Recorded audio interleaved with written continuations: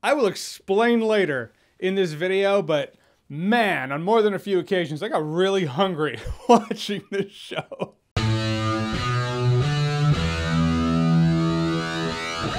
Hannibal. So Hannibal was a series on NBC, and it was essentially a show in the Thomas Harris world. That'd be the world of Red Dragon, Silence of the Lambs, Hannibal, Hannibal Rising. Well, at least, yeah.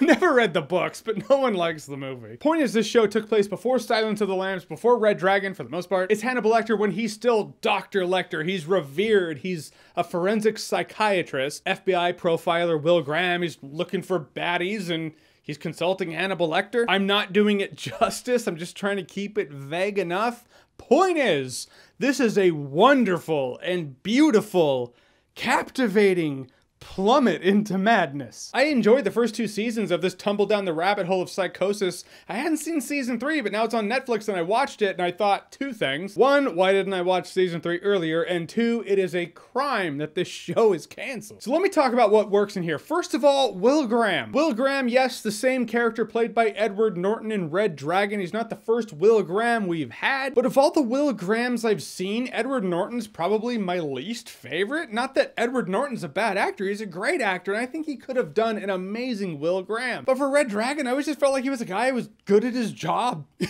know, he's good at his job. That's cool. You can have Harvey Keitel tell the audience all you want that, oh, he has this extra thing, he has this other thing that people don't have, but I never felt that way. Will Graham in the series Hannibal, he's not okay. This dude is so good at getting in the mind of serial killers because he is kind of one step away from that. Do you really feel like if his life had zigged instead of zagged, he probably would have become a serial killer? Turns out he's an FBI profiler. When someone is so close to madness but trying to hold on to their sanity, that's tough enough. But when you have Hannibal Lecter, this captivating figure with such a strong gravitational force, an apex predator, both psychologically and physically, it's not going to be healthy for Will Graham. And so it's the dynamic there. That's the main draw of this show. And because you're seeing it through Will Graham's eyes, and Will Graham is kind of falling down the precipice of madness for a large part of this show, you have this person who's not mentally okay taking you along the ride, and I just have more fun with that. When Will Graham recreates a crime scene in this series, he experiences it. It shows him committing the crimes as he's mentally recreating them. And because he's our eyes, our vessel through the series, and he's experiencing it, that means, that's right, we experience it. I mean, as much as you can in a series anyway. Which means when he starts mentally breaking down, you feel it, you understand it. The show is like a psychological theme park ride or roller coaster, bungee jump. The reason we go on those rides is because it gives us all the thrill of danger without actually putting us in danger. This is all the thrill of seeing madness without the danger of going mad. That's what Hannibal is in a nutshell. And there's something captivating about that, something beautiful about the show. This show has amazing imagery. The way it shows how the insane people in this show, whether it be Will Graham at some of his darkest moments, or other characters, it shows what they see, how they see the world. It's twisted, dark shit. Also, the show is graphic as hell in terms of violence. I was amazed that this show actually aired on NBC. Maybe that's why it was canceled. People are like, oh, NBC, whoa, the kids are still up. We can't watch this right now. We gotta wait till they go to bed. And thus Hannibal was canceled, making it one of the great tragedies of television. I don't know. I know this show has a cult following. I don't know how the masses see the show. I don't know how fans of the books view the show. I just know I really fucking liked it. And some of the storytelling is a little shuffled around from what I know the story to be. Again, just saw the movies, never read the books, so maybe the movies took liberties. Maybe they took things that happened way before and they put that in Hannibal. But there are things that happen in the movie Hannibal that take place before Red Dragon. Certain things where I know the fate of other people in movies that happen differently, and it just kind of takes liberties that way. But as long as you keep the essence of the characters, it's fine, and this show, it does a great job at that. All the acting is great too. Lawrence Fishburne as Jack Crawford, Hugh Dancy as Will Graham, and that brings us to Mads Mikkelsen as Hannibal Lecter. Here's the thing, Anthony Hopkins made Hannibal Lecter Hannibal Lecter. Again, was not the first actor to portray Hannibal Lecter on screen. That was actually Brian Cox. But when you have Sir Anthony Hopkins taking home a Best Actor Oscar for just 15 minutes of screen time in a movie that perfectly merged the genres of horror, psychological thriller,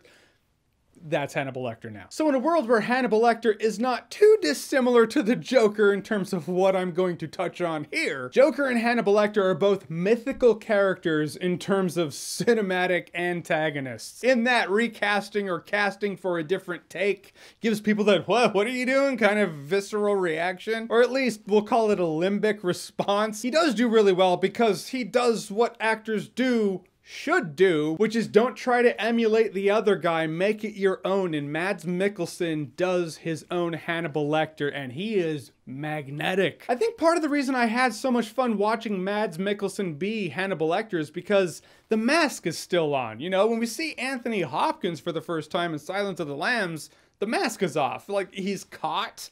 Everyone knows who Hannibal Lecter is and what he's done, so he's not hiding anything. But Mads Mikkelsen Hannibal Lecter is wearing the mask, working with the FBI. The logistics change and evolve as the show goes on, as should happen in a series, but still, that played into my initial fascination with Hannibal. Also killing and eating people, which...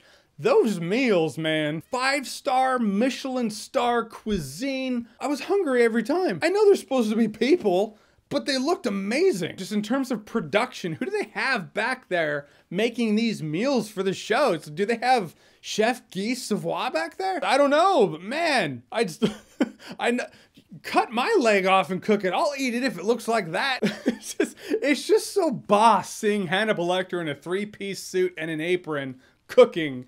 And he's so elegant, eloquent. He's all of it. But in him being Hannibal the Cannibal, also working with the FBI, also psychologically messing with people, like he's pulling Will Graham towards him because he sees who Will Graham is, and Will Graham is good at sniffing out serial killers himself. Hannibal knows that, so he has to show Will Graham enough to entice him, but not so much that he freaks him out and blows his cover. And in that, you have one of the best psychological cat and mouse games you've seen on screen. And really, to its root, the show is about human connection, you know, the connection between Will Graham and Hannibal Lecter. This show does a great job at showing how cold Hannibal Lecter is. Also does an amazing job at showing his mindset at a capacity that really the movies couldn't do. Because there are a lot more hours you get with Hannibal Lecter here than you ever got to have with the movies. And the show makes me really want to read the books. Forgot what I was going to say, to be honest with you. I started gushing about Hannibal Lecter. I had a point I was going to make and just turned into... oh yeah, human connection. That's why we do jump cuts, my friends. But it is about human connection. It shows that to our root, all of us, we strive for that. A lot of what we do in the world is to find human connection. Like all right, 2 scenarios. One, I have scenario A where I make videos, I upload them onto YouTube and you all watch it. I, Google AdSense and that pays for the whole party. Or here's scenario B. I do the same thing, upload them into some vault that no one will ever see, and somehow Google pays me the same amount of AdSense I would get paid if I uploaded onto YouTube. Difference is, no one would ever see my stuff. I'd probably still do YouTube because there is that human connection there, which is fascinating if I really do ponder that. It's like, why do we strive for that? I don't know, but I like the fact that even Hannibal Lecter isn't above it. And it also goes for Will Graham. The one person who could really understand Will Graham is Hannibal Lecter. Is that healthy? Not at all, but it's what Will Graham wants. The one thing I started running into is when it starts to get to the point where you start hearing lines from Mads Mikkelsen Hannibal Lecter that you have heard Anthony Hopkins Hannibal Lecter also say. Now Mads Mikkelsen's saying it, I can't help but be like, but I like how Anthony Hopkins delivered that. Still, for the most part, Mads Mikkelsen opened my eyes to the fact that other people can be Hannibal Lecter like other people can be the Joker. And that person can do an amazing job at it, can make it their own as long as the actor's given the freedom to do that. It seems that, fans, ever since Netflix was like, hey, we have Hannibal now, fans were like, oh, is season 4 happening? It's gotta be, right? I don't know. But that would be great. I think that'd be amazing. I think they should try to do a season 4 on Netflix. We've seen from Lucifer that a show can find life. A show that's been canceled can find new life on Netflix, and season 4 of Lucifer, in my opinion, is the best season of Lucifer. And now there's another season happening, so who knows? I think that would be a great thing if Netflix takes Hannibal, if everyone's able to come back to it. I'd love to see it, but the 3 seasons that they have right now do work as its own thing. Like, if you want to see the end of season 3 as the conclusion, it does work in that capacity. So no, I just finished watching Hannibal. I was gonna do Con Air today, but I was like, nah, I really want to talk about Hannibal. You know, if I watch something I like and I think you'll like, I'll bring it to your attention. I think Hannibal was great. If you're looking for a thrilling and frightening ride into madness, it's dark, it's fucked up. If that's your thing, you're welcome. All right, so Hannibal, have you seen it? What did you think about it? Would you like to see a season 4 on Netflix, or whoever can pick it up? And also, I hear about the cult following of people who like the show, but did you not like the show? Are you a fan of the books? Or was just like, no, I don't like how they did the show, and if so, why? We're here for conversations. That's the fun of the internet. You know, that human connection thing I was talking about? Whatever you think, comment below, let me know. And as always, if you like what you've seen here and you want to see more, click right here to see more.